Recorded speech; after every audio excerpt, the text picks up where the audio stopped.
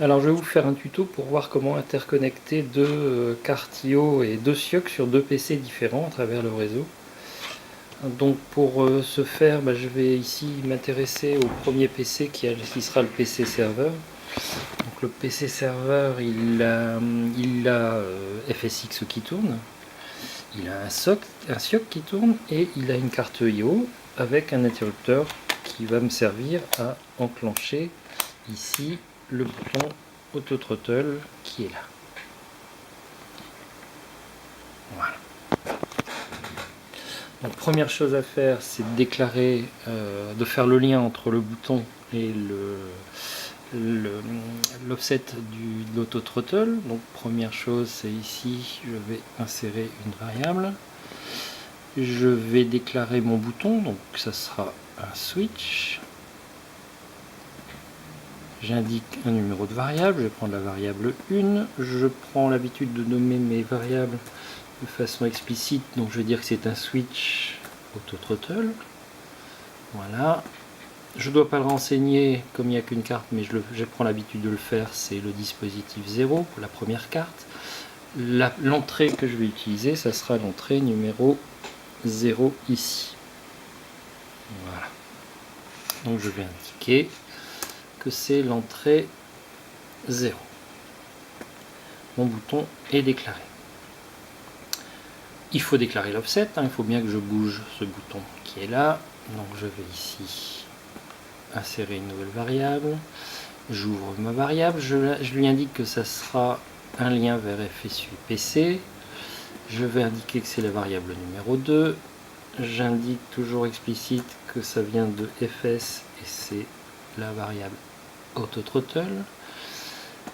Je vais donner donc le numéro de variable, l'offset c'est 0,810 sur une longueur de 4 octets. Voilà qui est fait.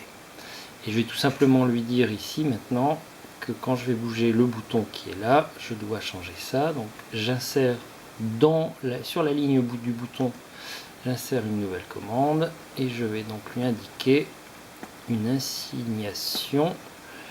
Je vais assigner donc la variable de FS Auto Throttle à la valeur du bouton, puisqu'il va prendre 1 quand il sera on.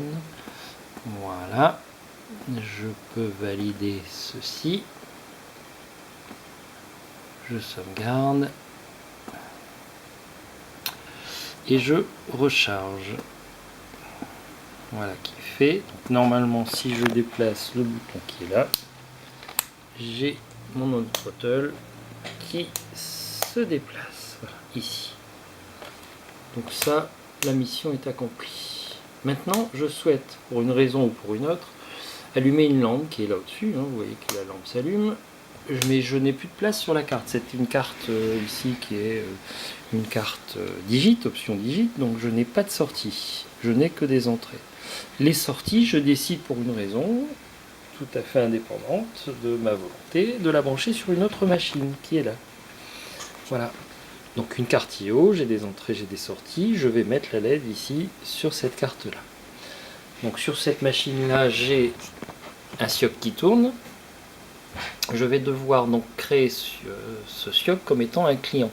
Donc vous voyez ici qu'il y a un module, le module 0 qui est un module client IOCP. Pour l'instant, il n'est pas connecté. Voilà, il est actif mais non connecté. Donc je dois le connecter au PC qui est là-bas. Enfin, au SIOC qui est là-bas. Alors je vais relever tout de suite quelque chose que j'aurai besoin, c'est-à-dire le nom de vue hôte, voilà, c'est l'adresse IP qui est là, et le numéro de port du serveur IOCP. Donc je retiens ces deux chiffres, je m'en vais de l'autre côté, je m'en vais éditer le fichier ini de ce SIOC, voilà, et je vais chercher ici une ligne qui s'appelle module IOCP. Alors ici module IOCP, IOCP client module 0, c'est celui-là que je vais devoir renseigner. Donc le localhost ici, je le remplace par l'adresse de tout à l'heure, c'est-à-dire 192.168.0.13, et je dois renseigner le numéro de port, c'est-à-dire le numéro de port de serveur que j'ai relevé tout à l'heure. Je vous rappelle que ces deux chiffres, vous les voyez sur l'autre machine ici et là. Donc je vais valider. Je vais surtout enregistrer. Voilà. Je peux quitter. Je recharge et vous allez voir ici que le statut va changer. Voilà. Il est bien connecté ici au serveur qui est de l'autre côté, le 192.168.0.13 sur le port 8092. Et si on regarde de l'autre côté, vous avez bien ici sur le serveur un client connecté. A priori, les deux machines se causent. Donc maintenant, il faut remplir ici, parce que la LED ne s'allume toujours pas, hein, j'ai beau ici faire clignoter, j'ai aucun lien. Je dois déclarer les deux variables. Donc la variable de la LED, donc j'insère une variable, je vais donc déclarer tout de suite la LED. Donc ici, ça sera une out. Le min variable, je vais mettre 1. C'est une LED, je vais donc indiquer que c'est une LED auto-throttle. Voilà, c'est le dispositif 0 et ça sera le numéro de sortie numéro 11. Voilà, donc j'indique 11 ici. Ma LED est déclarée, maintenant je dois aller chercher où trouver l'info. Donc j'insère une nouvelle variable et là je vais simplement lui dire d'aller faire un lien vers un client, un module client IOCP ici. Donc j'indique ça, le numéro de variable, ça sera le numéro de variable 2. Ici je vais marquer IOCP pour me souvenir que ça vient de IOCP et c'est l'auto-throttle. Voilà. Le numéro de variable, ce sera quoi? C'est tout simplement le numéro que vous avez mis ici, c'est-à-dire que je choisis l'un ou l'autre, puisque les deux vont prendre le 1, donc je peux choisir l'un ou l'autre.